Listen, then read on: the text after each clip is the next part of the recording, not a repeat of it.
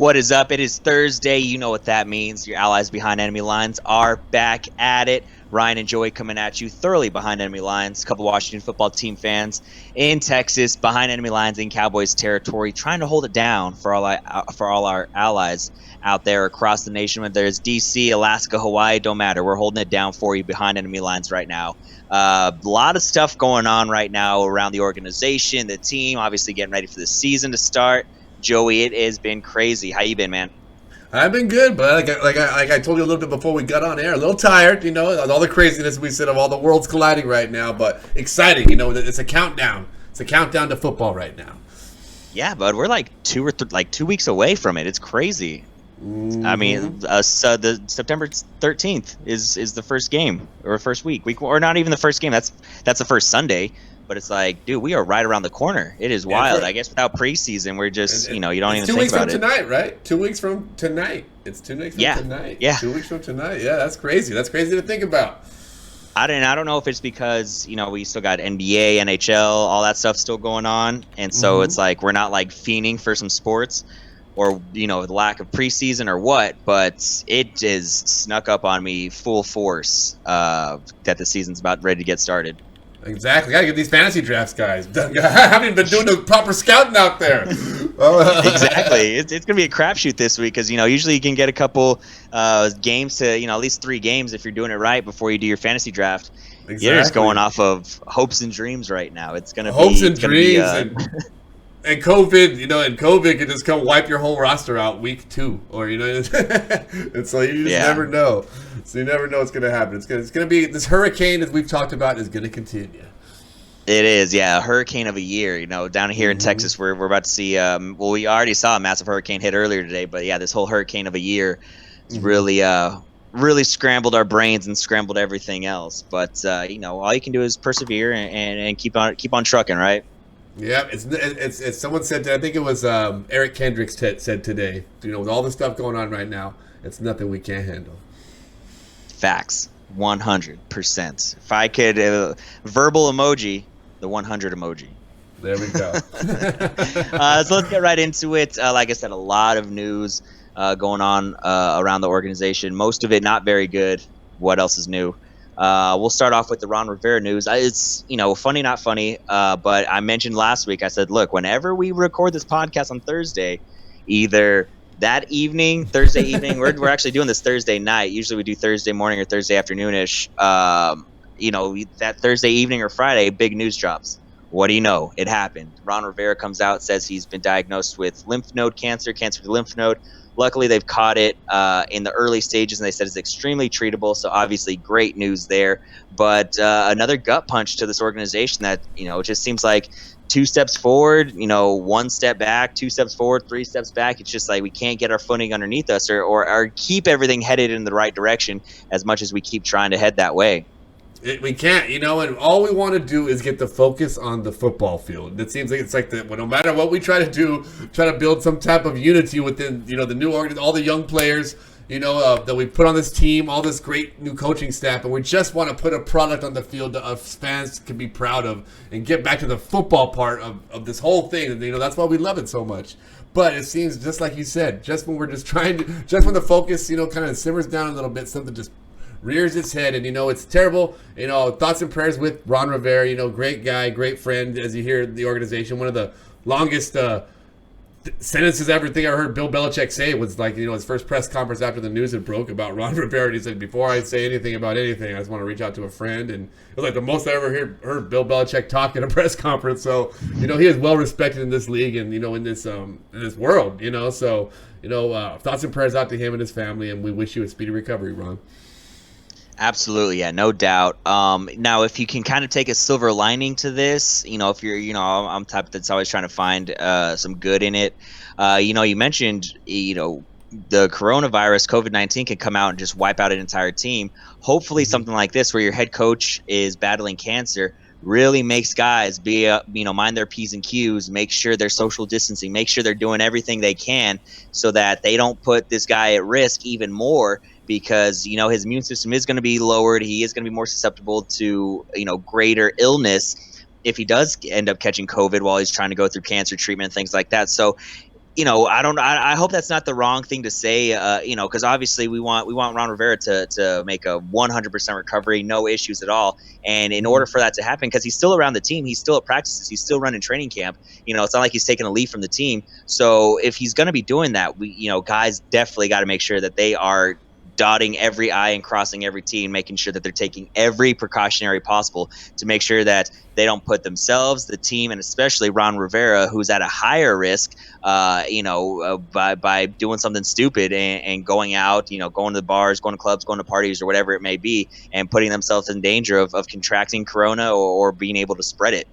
And I haven't even thought about it that way. That's a great point you make there about, them, raising that level of expectation of how they take care of themselves and their teammates, just not only for the sole protection of being able to play, but their life, the life of their coach and the health of their coach, and the way that I kind of thought about it, the silver lining is, it's, and I keep saying it to you, is all the story's writing itself.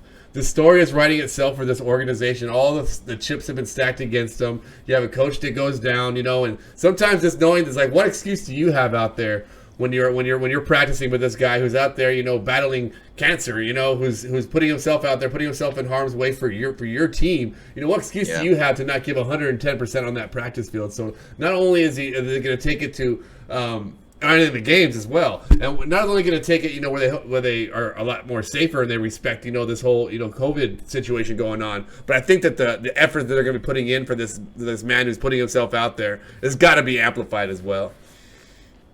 Yeah, 1,000% agreed. And the fact that it is a guy that is so well respected, I think is, you would hope that they would do it for anybody, regardless, whether it was, a special teamer or, one of the ball boys or something, but especially your head coach, a guy that's so well respected, a guy that's come in and grabbed the bull by the horns and taken on the challenge of trying to right this ship and get this organization headed in the right direction. You just hope that every guy's, like I said, on the straight and narrow, making sure that they're doing everything possible, leaving nothing up to chance to make sure that they don't put him at a higher risk while he's going through this battle. Because, like you said, he's now he's got to fight cancer, and he's got to try to put a winning team out on the football field. There is zero reason why guys aren't going balls to the wall every single play, leaving it all on the field, and then off the field doing the exact same thing and making sure that they stay safe, stay healthy, and stay smart. Yes, exactly. So, that's, again, it's the perfect storm brewing of some guys that are going to be committed to playing for their teammates and looking out for each other and giving their 100% effort in the field, where I think we've definitely been lacking that in our culture. And I think just setting that foundation right now, that this is what it means to be a Washington football team player. This is what it means to play football here in D.C. This is what it means to play for Coach Ron Rivera, and setting that expectation and that, that foundation down to only grow from there. So this, as sad as it is and as tough as times have been, what do they say that, you press cold and sometimes diamonds can pop out. So let's see if we can pop out a diamond season. Shout out RG3, no pressure, no diamonds. There we go, RG Thrizzle. Always come in here for the kizzle. Love you, RG Thrizzle.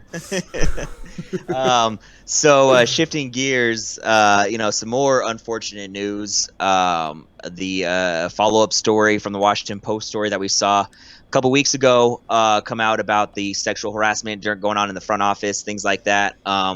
Take it a step further. So we talked about, we had heard rumors that involved cheerleaders, possibly going on these trips with season ticket holders or high-ranking guys that the Redskins were trying to woo, just trying to make deals, sales, things like that, and that the Redskins were basically pimping out the cheerleaders. Well, there hasn't been reports of that yet, but there was reports of they would go out and shoot these videos for promos and like a Washington cheerleaders, they call them the first ladies, the like calendar shoots and things like that. Well, there was apparently certain photographers that were put on special assignment by Daniel Snyder and a couple other guys, where they wanted behind the scenes features and behind the scenes videos where it was all the stuff that you weren't supposed to see or that you didn't want to see, whether it was nudity, whether it was mostly that, nudity, wardrobe malfunctions, slips here and there. Things like that. That's Exactly. stuff that they definitely were not don't want the ladies were not wanting to be put on film for. They Yeah, weren't there for exactly. that. Right. Yeah, 100%. That like I said, the things that you literally weren't supposed to see. That's all that they were meant to film and capture, and then they put it on DVD and they distributed it amongst the kind of those same guys that I mentioned before. Whether it was front office guys, and Larry Michael was mentioned as one of the main guys, the former broadcaster for the team. He was mentioned in that report there. So terrible, terrible news coming out as far as that goes. More women came out saying that they were sexually harassed. Up to 25 women now saying that they were faced, whether it was inappropriate language, inappropriate, what do you call it, like advances, things like that from these guys. And it's just like, it's again 2 steps forward, 3 steps back. 2 steps forward, 3 steps back. And those allegations I read as well with the amount of women, and it rose to a level where I think they even had an internal support group that they had secretly started, where they were supporting each other from having these advances, from them being interns and young ladies that were trying to work their way up in the in the industry and in the organization, and having to face and tolerate and have to try to tolerate that. That's just it's saddening to hear that it went on to that degree. We did it, like you said, have glimpses of that. We knew there was some hanky panky going on a few years ago with the cheerleader trips and whatnot, and then some news is starting to break out more and more. And we've had some guys resign, so we can only assume that some of it is, not say all of it, but some of this has got to be true. And where there's smoke, there's fire. So the only ray of hope that I can see in this is that we have a competent staff put in there. We have Ron Rivera, we have this Jason Wright as our new president that is really going to try to change that culture and is not going to tolerate any type of that behavior. And I don't want to say the ones in before that were conducive and were allowing of that. But again, if the things are happening on your watch, you have to be aware. It's like it's if you're in there. I mean, I'm sure somebody knew and somebody didn't say something. So let's get it all out now is what I say. Let's get it all out now. I don't want these things. I don't want this to trickle out over the next 5 years. I wish it would all came out. I'm sure it was all happening when this story originally broke a few years ago with that cheerleader. I wish a lot of that would have came out then. That was the time. Wasn't the climate of the country, I guess. The climate of the country now is just trying to hold a lot people to a higher level of accountability, which I am totally for.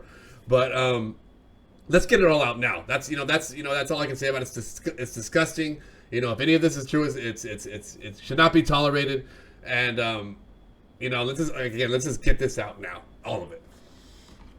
Yeah, no, I 100% agree. And unfortunately, you say that where there's smoke, there's fire. Well, according to the Washington Post article, they have the video, and they saw the video of that was mentioned. I believe it was from 2008, 2009, 2010, around that area, or excuse me, around that time frame. So, a lot of, as far as that goes, it sounds like it's not just allegations and it's true. And then, like you said, they had the internal support group for women that were being sexually harassed, that were being told, to show a little extra skin to try to close deals, sexual advances via email, via text, or person to person. It's like, it's brutal. And then to make matters worse, freaking good old Danny Boy makes a statement, and I'm going to read it here so that we have it. Boy.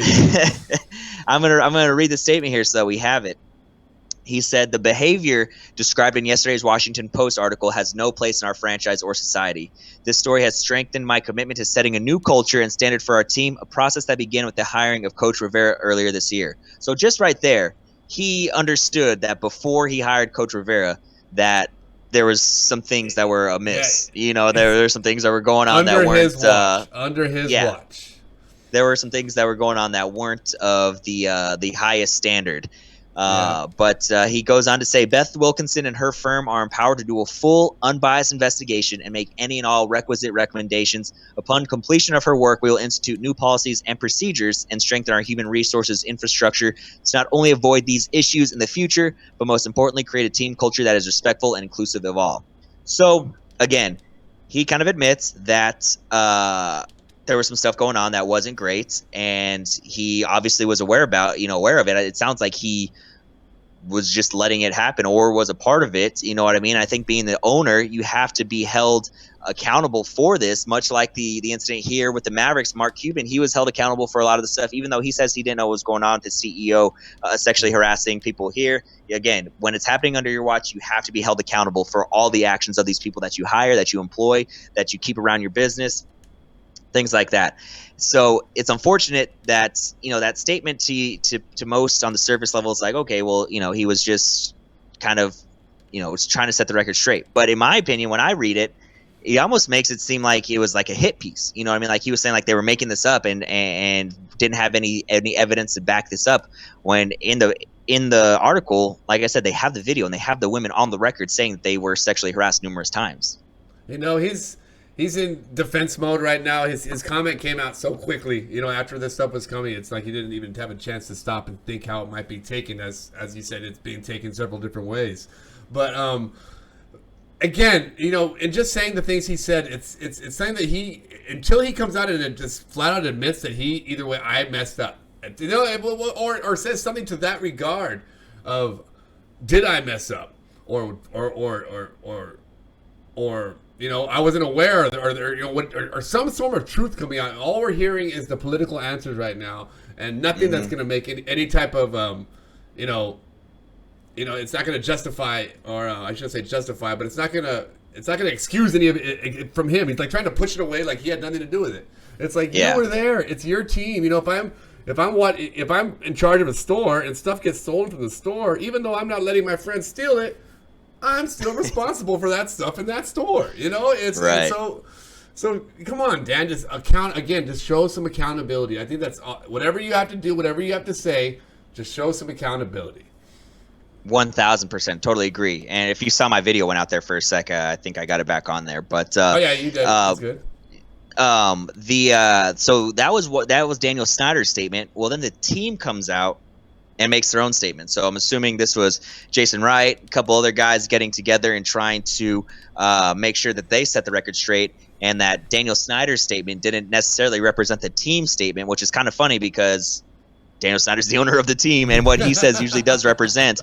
But they made sure to say that, like, statement from Daniel Snyder, and then the Washington football team, they put it on their Twitter, social media blasted over everywhere, and it said this statement from the Washington football team. And I'll read that now just so you can kind of compare and see the tones and how different they are.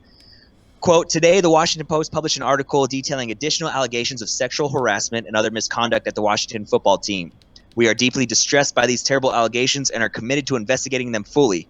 Our priority is creating a culture where our employees on and off the field are respected and empowered. So that first part right there, totally different. They're saying, look, we take we take a responsibility. We're holding ourselves accountable for these actions, and we're going to do everything we can to make sure that this never happens again, or never even comes close to happening again. Exactly. That's just. Oh, keep going. I'm sorry. Yeah, no. And then so the next part is just, our first concern is for the safety and security of our teammates. And we have encouraged any employees who have endured similar experiences now or in the past to report it immediately. We are already taking a series of additional steps to hold ourselves accountable to our commitments. We remain focused on building an organization where all employees feel valued and are invested in shaping the new direction of our franchise. So, I mean, right there, that's 100% taking accountability, trying to make the situation better moving forward, saying, hey, look, if you're going through stuff like this now or ever have, or anything like that, let us know so we can address it right now. And I think that's huge. And the fact that they were able to make that statement separate from Dan Snyder, I think that speaks volumes for where this organization is headed. Exactly. It's like, just send Grandpa home and let the smart children run the house right now, because Grandpa's drunk and he's just saying crazy stuff on Twitter. And Grandpa being Daniel Snyder, by the way. But yeah, I mean, it's, again, it goes to show that we do have some voices of reason within that organization right now, and it just gives us a glimmer of hope that we can turn around this culture and can turn around the perception that this organization has. Between the name, between the all these, stories coming out right now about what Jay Gruden may or may not have been doing, and what's going on with our owner, what he may have not been doing. We have to be able to know that there's going to be a voice that we can be trusted and respected as, not just jokes of the league. So it's as bad as everything is right now, there is some glimmers of hope. Some diamonds in the rough, so to speak. But we got a great coach. We got a great president going on. We got a great young team. Let's get it back to football on the field and start stacking some wins. And again, as the saying goes, winning solves everything. It does. It does. But I think in this case, because Daniel Snyder has kind of put his foot in his mouth time and time again, and has kind of had a tone deaf response to things like this. Um, I think until he's gone, it unfortunately, I don't know if winning will solve a lot of that. For the fans, yeah, probably it will. It'll be like, all right, look, yeah, like you said, it's you gotta deal with drunk grandpa, but the Christmas party's still lit. Like you're still having Uh-huh. fun, but like yeah, Uh-huh. you have grandpa over there saying some weird stuff, um, drinking too much eggnog. But so that probably so. But then on the outside, NFL fans, football fans, just in general, maybe not so. Now, the one thing I do want to say about Jason Wright is I think this is the guy. I think this is the dude to 1,000% turn it around. I don't know any of our listeners. I'm a big Pardon My Take fan. I don't know if you've ever listened to that podcast. It's by Barstool. I'm a big Barstool guy. Say what you want about Barstool. I don't love all their content. I do like a lot of it. But it's number one sports podcast in the nation, in the world. And we're a second right behind it. So we're climbing the charts. Slowly but surely, we're right there with But them. but so Jason Wright did an interview with them last week, and one of the hosts on their PFT commenter, he's a huge Redskins fan, or excuse me, huge Washington football fan, and so he had a lot of pressing questions, and Jason Wright 100% is the dude. You mean the eloquence in which he speaks, and he has like the perfect statement for everything, and it's just like it makes you like just I don't even know He like you're inspires you. He inspires you. yeah, it does, and it's like we finally got it right, and and one of the questions that was asked in the interview was, what is your job, like what is your focus of how you're going to make this organization better? And he simply put it, he said, look, Ron Rivera's got everything between the lines, on the field, between the lines, in the locker room. That's Ron Rivera. He's got full control over that. He said, now anything off the field, that's on me. I'm gonna, whether it's marketing, whether it's ticket prices, whether it's the fan experience, how people are being treated inside the office, things like that. He said, and I take great pride in that because it reflects on me. And I was just like, bro, like hell yes. Like if anybody's gonna turn this around and help us, it's gonna be this guy. And we finally got it right. So I'm super stoked about this. I kind of, this is kind of shifting off the Daniel Snyder thing, but it's just like, yeah, hopefully winning does solve everything, but we've been harping on this last 2 or 3 weeks. You've heard us say it time and time again. Like, I think this is the Ron Rivera Jason Wright combo. I think that's a winning combo. Now, whether Dan Snyder gets forced out, whether he's forced to sell the team, that's neither here nor there. We can't, bank on that because that's unknown. But what we do know is that we've got two solid ass dudes leading the charge and leading the way. And the farther and farther we can distance ourselves from this, scandalous kind of reports and this scandalous behavior, the better we'll be, obviously. But we got the right guys in the position to do it. Well, we definitely have the right guys in the position to do it. And you said it, we have, it's one of those things. It's like we have little control over Daniel Snyder selling his shares or giving up or finding something like that. But what we can control, when I say we are talking about, our new president and the coach on the field, because they can't control that either. But they can control what product they put on the field, what players they're putting out there, what message they're sending to those players, and what message they're sending to their community. So, again, it's going to end up looking like drunk grandpa in the kitchen, spilling all these drinks all over the place while the adults are in the living room having adult conversations. So, all we can do is control the things we can't control. All they can control is the things they can't control, and it looks like they're doing a good job of it. Yeah, absolutely. Could not agree more. Wrapping up this Daniel Snyder saga. So there's actually been some lawyers that are representing, they said more than a dozen former Washington football team employees that they want an independent NFL investigation other than just the investigation that's being almost ran by the Washington football team, but they say it's independent. They chose who the investigator was, but they're calling on the NFL to do an independent investigation, and they want Daniel Snyder suspended until the outcome of the investigation is there, until they come to an outcome. What are your thoughts on that? I mean, that's suspending an owner. I don't feel like is really that big of a deal. But if Roger Goodell did something like that, where he did, suspend Daniel Snyder for an extended period of time, I think that'd be huge, because even when old Crafty Boy was down in Florida getting hand jibbers while at the Wild Orchid, I mean, I don't think he was suspended too long. But if this was an extended period of time for Daniel Snyder to be suspended. I think that would speak volumes of what might be to come.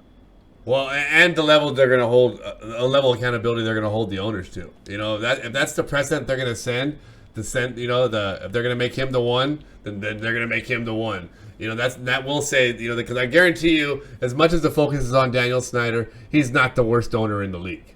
He's not the one doing the most shadiest things right now. Whether they're coming out or it hasn't come out yet. Well, I mean, whatever happened to the Jerry Jones stories from years ago with things happening to that just kind of disappeared. We got to say, I'm not going to say every owner's out there doing the same type of thing Daniel Snyder's doing, but a lot of owners out there, a lot of people have done a lot of shady things, and until the league starts holding them to a higher level of accountability and letting them, making it, and this could be one of those breakthrough cases, where once, it sees that, Daniel Snyder gets punished, well, then another person speaks up in another organization because they say, oh, something will actually happen. So maybe I'm tired of living like this, so maybe that would be something that, so in that regard, I would say it would be a good thing, that it comes out, and again, you get this type of behavior out of the NFL where it has no, place in the NFL. It's a game, it's a sport. If they do it, that's just, again, what, the pressure, the pressure of the social state of our country right now. Is it going to make them hold this owner to this accountability? I guess they release these tapes and stuff that might push them to do something like that. Yeah, I don't really know how this is really any different from the Donald Sterling thing with the Clippers. Do you remember that? When he got busted on tape saying racist stuff. Yeah, saying racist stuff. Yeah. And the NBA forced him. Yeah, the NBA forced him to sell immediately. So I really don't see how this is any different. Where instead of racist, I think it'd be worse. I mean, once a lapse in judgment of saying words, whether he said it numerous times or not. But I mean, they can prove he said it. They proved he only said it once, in one conversation. This has been an ongoing thing for years. Where you had people starting support groups. They were starting support groups over this guy's language, and over in the NBA. That where people were losing their jobs and weird videos were being made and whatnot. So this is a lot. I don't know if you can compare. I think this is a lot worse. So if it's going to shine bad on the NFL if this comes out as being totally true and the league does nothing about it. You're right. Yeah, no, yeah, I agree. I think it is. I think it is much, much worse because it's actually affecting individuals. Obviously the state of our country and the climate of our country right now, as far as I don't know what you want to call it. Obviously it's racial tension. It's basically the racial tension. Yeah, and so and that Donald Sterling thing was 5-8 years ago, something like that. So it was different climate, and obviously we're definitely anti-racist here. 100%. Don't get me wrong. Like I said, I should say racial injustices in our country is what I should be saying, but right. The continued racial injustices that that have been solving, that would sound a lot worse. But compared to these women getting physically and traumatized, it's also a very bad thing as well. So we're not trying to push one over the other. Right. Yeah, for sure. But what I was you kind of summed up what I was trying to say was like this is like affecting like specific people, like these cheerleaders that were being filmed when they didn't want to be, in compromising positions, whatever it may be. These other women that were being put in compromising positions with the vulgar language and just the what they had to go through day in and day out at a work environment where you should feel safe and feel comfortable. And so these were like it's specific individuals that this was affecting, whereas Donald Sterling was just a shitty old man that just said some pretty terrible things as well. But in the grand scheme of things, it was like, what I'm trying to say? Like, it didn't affect like one single person. It was just one guy shooting his mouth off, showing you his morals. Basically how he thought of people versus someone who's putting their morals into action. He's putting his morals or lack thereof. Or lack thereof into action, saying, I think women are just objects and I'm going to objectify them, so let's do something about it. Let's make some tapes. Let's make them do this stuff for us to be able to gain financial gains or seal deals or whatnot. So to me, that's just, like you said, it's taking it to a different level. Yeah, it 1000% is. So we thought that the original Washington Post was going to be the nail in the coffin for Daniel Snyder. Wasn't the case. Maybe this one is. I won't hold my breath, but I will keep my fingers crossed and see what happens. And then once, if he does get forced out, Emperor Bezos, give us a call. Come buy us up. Come buy us up. We'll go from FedEx Field to Amazon Prime Field immediately. You can Prime deliver yourself. You can Amazon Prime deliver yourself. Next day delivery right to DC and continue your world conquering right through our Yeah. Dude, I will totally take Jeff Bezos conquering the world for a Washington football team Super Bowl. Like, you kidding me? Sign me up for that. Sign me up. It's got to be conquered by somebody, right? It might as well be the Washington football team owner. So, put a computer chip right up my butt, Bezos, and give me a Super Bowl. I'm good. Exactly. Just make sure there's a Super Bowl ring attached to it, or at least a Super Bowl ring logo on it. Well, the only thing's going up my butt's got to have a Super Bowl ring on it. That's it. Hard left. Hard left. Yeah. Oh yeah. First, I mean, it was getting a little too serious. We had to throw a little something in there to lighten the mood a little bit. You know what I'm saying? For sure. Hopefully YouTube doesn't ban this for talking about butt play. We weren't just talking about it. We were just kind of just saying, what if? I was just begging for it. I was basically saying, please, Jeff Bezos, make this happen. Please, Jeff Bezos, please. I'll do anything. I'll do anything, Jeff. We're basically just saying we'll do anything for a freaking Super Bowl. That's basically what it's saying. We'll do anything. Show me one Washington football team fan that wouldn't say the exact same thing. If you can show me one fan that would say that, they're not a real fan. They're not a real fan, and they haven't felt the pain. One little finger. I'll feel the pain, Jeff. I will feel the pain. One little finger up the old rear that you get for a prostate exam anyway is worth the years and years of torture we've endured. I'll take a fist, Jeff. I'll take a fist. I don't care. Give me a Super Bowl. Okay. All right. Maybe we went a little too far. Jeff, you're getting Jeff Fistos. We're getting no Bezos, getting Jeff Fistos. Just give me one Super Bowl. That's all I want. One Super Bowl. All right. We are allies behind some kind of lines now. I think we've crossed those enemy lines and we're into some uncharted territory. I put the behind and allies behind enemy lines. Yes, that's what I'm doing here. Shifting gears a big time here. We'll try to get things back on track. It's like trying to turn a semi right now. I'm just grinding the hell out of it, trying to please turn directions. We'll obviously see what happens in this investigation, whether the NFL does open its own investigation and see what happened. But so obviously we'll be waiting for that. So let's go ahead and shift gears and get back on the field. A couple names that we've been mentioning. And not to say I told you so, but I think we told you so. Some guys that are jumping out right now that have been really showing out: Marcus Baugh and Logan Thomas, who I thought, like I said, we thought he was done for the season. We thought he was opting out for the COVID opt out thing. But apparently those guys are just absolutely balling right now. Marcus Baugh has been a great receiver, which I didn't realize he played in Carolina with Ron Rivera in 2018. But was released with an injury designation at a training camp. So, he has a little familiarity with the system there. I'm assuming that's why he was brought in. So, not a huge shocker that he's balling out. Well, I guess it is a shocker. He's buying out. All right. And then Logan Thomas, a couple tight ends, two guys that we've mentioned numerous times on this show, and a position that we were saying was going to be huge. And while we're mentioning that, R.I.P. Thaddeus Moss. I mean, he didn't die, but he got released with an injury waiver as well. So that didn't last very long. We had a lot of high hopes for that guy, but wish him the best. But it's not going to be in the burgundy and gold. So some good stuff there with Baugh and Logan Thomas, and hopefully these are a couple guys that can lock down the position for us. Oh, definitely. It's as long as they have some name. They have no name. We had no name to even refer to. Or Jeremy Sprinkle, we know he was our third string tight end that came into block last year, so we had no name to even place there. But now that we know the two guys that two athletes, one is the next quarterback, like we said before, and one, like I said, is familiar with the system and is balling out. So we have two athletes to play. And familiar with our quarterback. Familiar with our quarterback because they played. Exactly. So so not to mention the ex-quarterback's going to be familiar with the quarterback position and be able to relate to them on that regard. So I'm excited to see what they look like on the field. I mean, big area of concern. If that can become a plus for us, then we're just talking about getting that ball moving. It's all going to revolve back around Wayne Haskins. We know this, and that offensive line. But if we have some guys that can block and help get this, aid some blocking in the run game, not to mention catch small little passes to help Dwayne Haskins get some confidence, it's going to be a great season. So it's very encouraging to hear.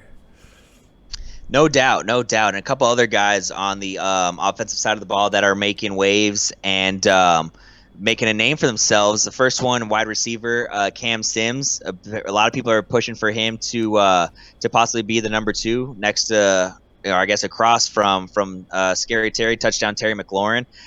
So if he's a guy that can, hold down that number 2 spot, great. That'd be great. We've seen him already play with the Redskins in the regular season a few times. 6'5", 220 dude. I mean, huge, great size there. A guy that can go up and get it. And so if he's going to be the number 2 and lock it down, fantastic. Obviously, there's a lot of people that are pushing for Dontrell Inman being the number 2 there. So it sounds like we're going to have a battle for the number 2 wide receiver spot, which is great. I'm all for it. If there's 2 guys that are just duking it out and are going balls to the wall and that both deserve the number 2 spot, but obviously there's only one slot there for the guy, I love it. Yeah, definitely. And the guy's name you left off the list there is Steven Sims. And he's gonna be. We have the Sims brothers playing on as the slot. I think it's projected to be the starting slot receiver there. So we're talking about some young receiving core right there. I think we probably 5 years between the 3 guys, experience, and with our young quarterback, and so it's looking like we can be very explosive at that position. We have the height, with Cam Sims, and then we know the gameplay of the Terry McLaurin, the spectacular catch, and just his ability to grab that ball and make plays with it in his hand. And then if we have the speed, and obviously Steven Sims last year, we saw what he can do on special teams. So if he can do the same thing with passes over the middle with Dwayne Haskins, that's 3 huge weapons. Not to mention our running game, not to mention the tight end we were just talking about. So things are looking on the up and up as far as the offense, which was a huge question mark besides, Adrian Peterson, who's reliable, and, Scary Terry. Yeah, absolutely. That was the thing I wanted to mention too about the tight ends is the youth that's there. You know what I mean? Because the last couple of years we've had to rely on Vernon Davis, who, although he was good, old and slow, you know what I mean? But I mean, he still made some big plays. But now that we have some youth there, and hopefully some guys that can stay healthy, I think that's going to be huge. But yeah, I mean, we've mentioned already the names that we have on offense that we can go at that can go after it. Bryce Love is getting mentioned as for getting a lot of love. He's getting a lot of second team reps, catching the ball out of the backfield. So you got to assume he might be a third down guy, or at least an option. So the offense is looking great. I think there's a lot of hope. Like I said, there's a possibility for a ton of explosion there, and that's something that we've lacked for a while. I think since the Santana Moss heyday, where we had an explosive, obviously the RG3 days, where we had an explosive offense. So I'm looking forward to it. As long as it sounds like Dwayne Haskins, he's kind of had a roller coaster training camp so far. He'll have 2 or 3 days where he's just lighting it up. He'll have 2 days where he just can't make a throw, and then he'll come back 2 or 3 more days where he's putting everything on a dime. So as long as we can iron out some of that stuff and get him more consistent, I think we'll be in good hands there, hopefully. Yes, I mean, consistency. That's all you ever want from your quarterback. Yeah. We want to know. We don't want to have these highs and lows. We don't want to have these great games. We don't want to have ourselves a Jay Cutler on the hand who one day looks like the next Peyton Manning, and the next day looks like the next Rex Grossman or Jamarcus Russell. I don't even know where I'm going. Rex Grossman, yeah. Yeah, Rex Grossman. I mean, but the inconsistency, that is nothing more frustrating, for not only the fans but for the players on the field. You see it. You start to see the vibe of the team go down when they can't make plays and when they can't get free, and when they get when they can't get the ball out of their hand quick enough. So we just want some consistency at that position, and we have a guy back there in Alex Smith who we know is again, definition of consistency will be a picture of Alex Smith right next to him, who can he's not going to lose games for you. He's going to win the close ones for you. And the question mark of him being able to play obviously is one that you have to answer first. But Dwayne Haskins, I think, is going to be placed on a very short leash. Not to mention Kyle Allen knows this offense and did perform well at times last year in this offense. So Dwayne Haskins has got to stay consistent, and not only for himself, because I think once he does, he will have that confidence. I know when he was throwing all those touchdown passes at Ohio State, he was probably one of the most confident quarterbacks in the country at that time. Oh, yeah. And so when he returns to that, if he can return to even a glimpse of that level and get that just a fraction of that confidence back to think that he can do it at this level, then there's no telling where his ceiling might be. I agree. 100%. I mean, when you're dropping 54 tutties at Ohio State, you're doing something right in the Big Ten, in cold weather, in big games. You're playing big games. It's you got to feel like you're on top of the world. So we just got to get him back to that guy, and hopefully, see these good things. One quick note: I didn't realize how big Antonio Gibson was. He's 6'2", 220. That's a big MFer. Yes, yeah, we got some big wide receivers out there. They No, Antonio Gibson. Antonio Gibson's the running back. Oh, the running back. Golden. Again, we're getting the Goldens and the Gibsons. He's 220. 6'2", 220, but Antonio Gandy Golden, he's 6'4", 223, so he's a big boy too. We got some big guys. I mean, we used to always be tiny back there with Chris Thompson and our Santana Mosses over the years and Deshaun Jacksons. We've always been very fragile, I should say, at those playmaking positions. So it's good to know because not to mention Trey Quinn, who we know is a great slot receiver as well. And we've talked about him before. We talked about a little while ago is Bryce Love. And, Peyton Barber, Adrian Peterson, a lot of guys who, again, we don't know we know Adrian Peterson, obviously. He's a veteran. We know we're going to get out of him, but we don't know where the ceiling is for a lot of these guys. And we don't know what they can do. They could be the next Alvin Kamara. They could be the next, come out of nowhere back that nobody expected. Or come out of nowhere, wide receiver that nobody expected. So we just got to have the consistency of that quarterback position to be able to get that, that rhythm and to get that, that vibe, I guess, is the best way to put it. Yeah. No doubt. Now, shifting over to the other side of the ball, a little news and notes. A guy that's pushing to be our safety across from Landon Collins, or next to Landon Collins, I should say. A guy that we mentioned last week, we mentioned a couple times because I'm not a huge fan of him. Troy Apke. Apparently, he's been balling out and having a really good training camp right now.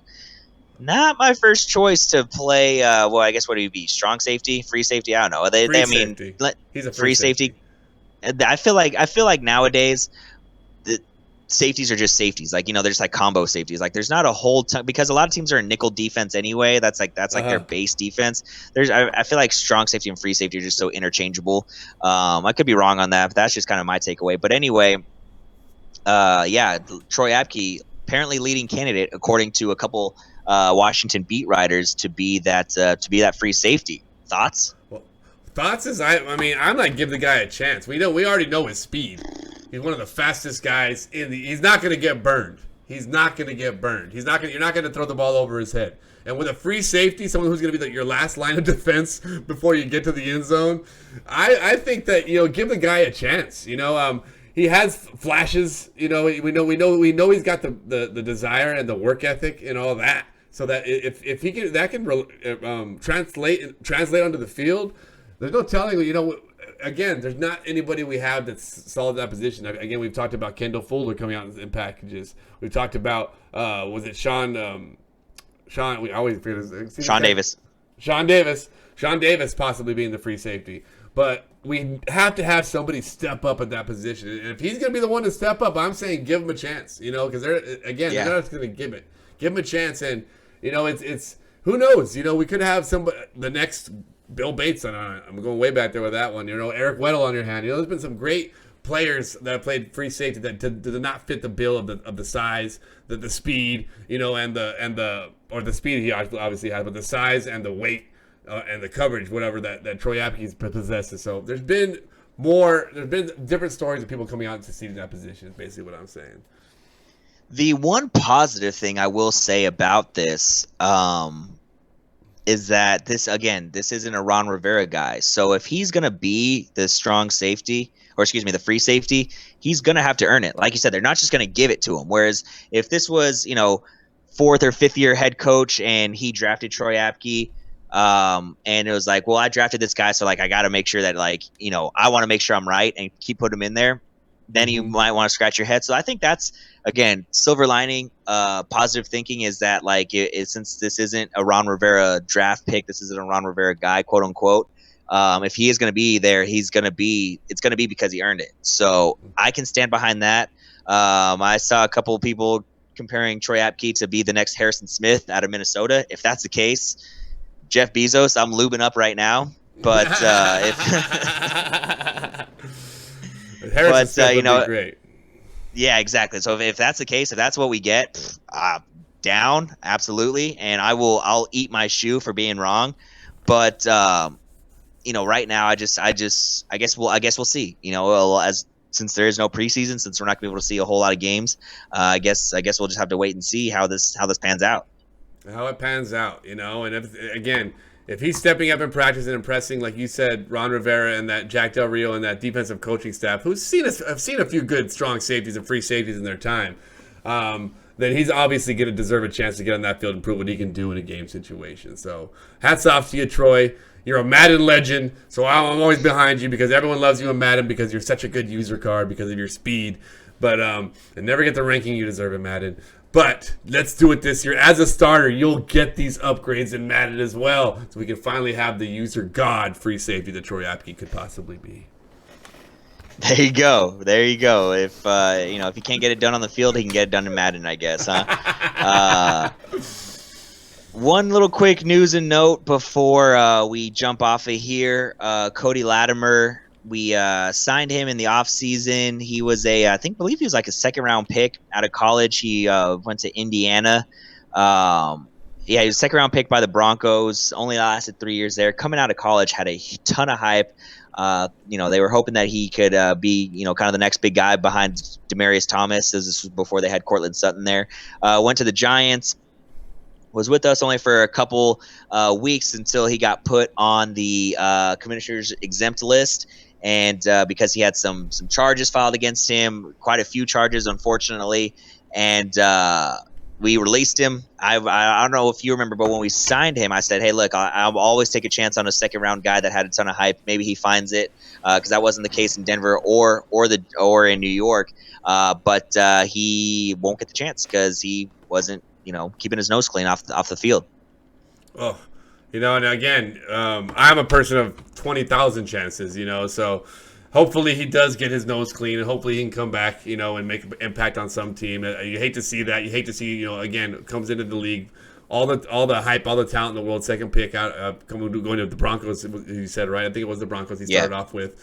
And could have came in and made a difference. We definitely, again, we have a position of need. It's so open right now. Scary Terry's the only, I think, locked in, probably starting wide receiver we have. So, again, a position that we were open for. Need to close it off, but, well, again, it happens again. Let's move on, Yeah, that's all you got to do. You wish the guy the best, but, hey, you know what? We can't be having that stuff go on around here. And a lot of people were comparing it to the Darius Guice thing because he got charged back in May. He was arrested for assault in the second degree, illegal discharge of a firearm, reckless endangerment, and domestic violence. And so, people were like, well, why did it take, 4 months for him to be released when it took an hour and a half for Darius Guice? You know what I mean? And so I guess I believe Ron Rivera made a statement and said, it's kind of different circumstances, different, the same but different, where, we're just seeing where this thing went, and when Darius Guice's allegations came out, they were just too serious that you had to cut him loose right away. So, it's neither here nor there. He's not going to be part of the team. He never really was part of the team, other than just by paperwork. But again, wish the guy the best. Was hoping that he could be, like you said, a guy that could come in and produce for us, because he had so much hype and so much talent coming out of college. But what are you going to do? What are you going to do? Hope that Cam Sims is someone that we've really wanted from a while to come out and really blossom. So just opens the door for someone like him, someone like Steven Sims, who really wants it and has the talent and can really help us on the field. So no doubt. Well, that's all I got as far as the Washington football team. I got a question. Have you been watching Hard Knocks? Are you a Hard Knocks guy? I am not a Hard Knocks guy. I never really have been. It takes a layer. I'm a more like ESPN footage kind of guy, like documentaries where they're actually capturing it. I feel like Hard Knocks is a little cinematic, if so to speak. I think guys know they're on. Oh yeah, it 100% is. It 100% is. Yeah, no, it is big time cinematic. So this is the first year in probably 5 or 6 years that I've watched it, And it's like it's cool, it's all right, but it's like not, because we don't have any preseason, we don't have any all it is just training camp, and the first 3 episodes have been all just about coronavirus testing and making sure everyone's staying healthy, minding their P's and Q's, and making sure they're not testing positive. But yeah, it's been a weird season. They're doing both LA teams. I don't know if you know that they're doing both the Chargers and the Rams at the same time. I did know that. Yeah, my favorite part is honestly just like the guys standing on the field bullshitting during practice. It's like hilarious because there was a scene last week where there was 2 guys. I forget who it was. I wish I could remember, but it was on the Chargers, and they were like having a height contest. Like, oh, I'm 6'3", and the guy was like, man, I'm 6'3", and I'm looking over your head. And it was just so funny because the conversations that they have on the field, these grown ass men that are just killers. They're having these arguments and fights and conversations that my 15-year-old baseball team was having in the dugout this summer. Like, swear to God, like that was the first thing I thought of, was because I couldn't tell you how many times guys would start bringing up how tall they were and who they were taller than and who they could beat up and things like that. And it just cracked me up. Like, that's some of my favorite stuff, is just what's going on the field during practice, like during downtime, where they're just bullshitting. But yeah, it's kind of been a letdown so far this year, and it's not really that good. That was one of my big awakenings when I worked with the UT football team that year. Was just we always put these players, even in college, on this pedestal that these men, they're these serious men, and they're thinking about football nonstop, and they're running over plays. And, the first thing they always did after every Saturday game, when I'd see them in study hall on Monday, was they'd be Googling themselves on the to see if they got any field shots of them in their uniform or whatnot, so they can make it their new Facebook picture or whatnot, or Twitter it out, or tweet it out. Twitter it out. Look, I sound like your grandpa now. Or tweet it out. But so it's just so funny that when you see those types of situations, to see them out of character, and a part of the just doing the regular things like you said, like your 15-year-old baseball players are doing in the locker room. Just. Oh no! Yeah. I can run faster than you. No, Mom can run faster than you. We even see it in those. That's how how those races start. Those when they have like. Oh yeah. People say, "Oh, I'm faster than you. Oh, I'm faster. I can bench more than you. I can bench more than you. Oh, you can't. You got touch. You can't touch that. The competitive. They're not just competitive at football. They're competitive in life. Oh yeah, no doubt. It's just that's funny. It cracked me up. So has the full Madden been released yet? It comes out at midnight tonight. Yeah. Oh damn! Okay, sweet. So you just been playing the open beta? I don't know. They had the EA Access, which is the 10-hour trial. They had that last week, so I played that, and then I bought the early release, which came out Monday. So I've been playing since Monday, pretty much. Okay, yeah, I've been dabbling on my phone a little bit, just trying to get my yard guy looking swagged out, getting that drip. Getting that drip on. And what number did you pick? 34. I went to Old Faithful 34. Thought about 69, but I went with 34. That's that 15-year-old in you. That's yeah, it's fun though. But Madden season is on, and it's crazy this year. That obviously, it's going to be a competition as well. That's one thing. It's weird is that the NFL does affect Madden, because they do have team of the week players, and players that are performing well get better cards in the actual game as the season progresses. So without a season or with guys going down, with injuries and whatnot, they don't get cards in the game. So it's kind of funny how it's tied into that at the same time. I shouldn't say funny, but it's just odd that the way the ripples can go out into so many different things. So I'm sure the people over at EA are scratching their heads like, what are we going to do if this football season's canceled? Like, what's going to happen? Or, so... That's I'll tell you what I really liked from this past Madden, because everyone always says that it's just the same game over and over again. I was a big fan of Superstar KO. Like that's mainly what I played, was Superstar KO, just because it was fun. The playbooks were kind of whatever, but that just like added another factor to it. But I thought that was pretty cool, the Superstar KO. I'm assuming, I don't think it's not in this iteration of Madden, or is it? Oh yeah, it's Superstar KO is. Oh, it back. is. Yeah, the art is back as well, so or starting off as well. Face of the franchise is back. So what's good about those type of games is you don't have to be a serious player to be able to just you just log in. I said, D-line user, baby, let's go.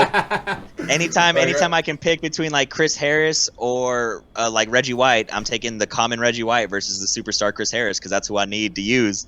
You know what I mean? Yeah. Like I'm taking Von Miller 10 out of 10 times, because he's going to be my left end, and that's who I'm going to use to play defense with 10 out of 10 times.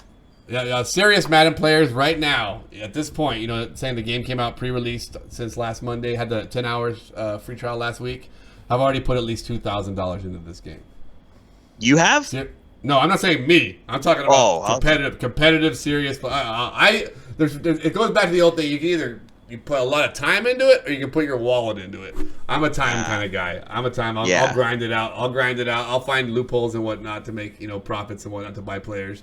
But yeah, serious, because the competition, you have to be at the head of the game to be able to qualify for these. To be able to qualify for these, the Madden Championship Series, and you're talking about hundreds of thousands of dollars. So I mean, these guys. If you think about it, if you're going to play a sport, you're going to buy your gear at the beginning of the year. You know what I mean? So that's probably what how they look at it. I got to buy my gear, which is my players.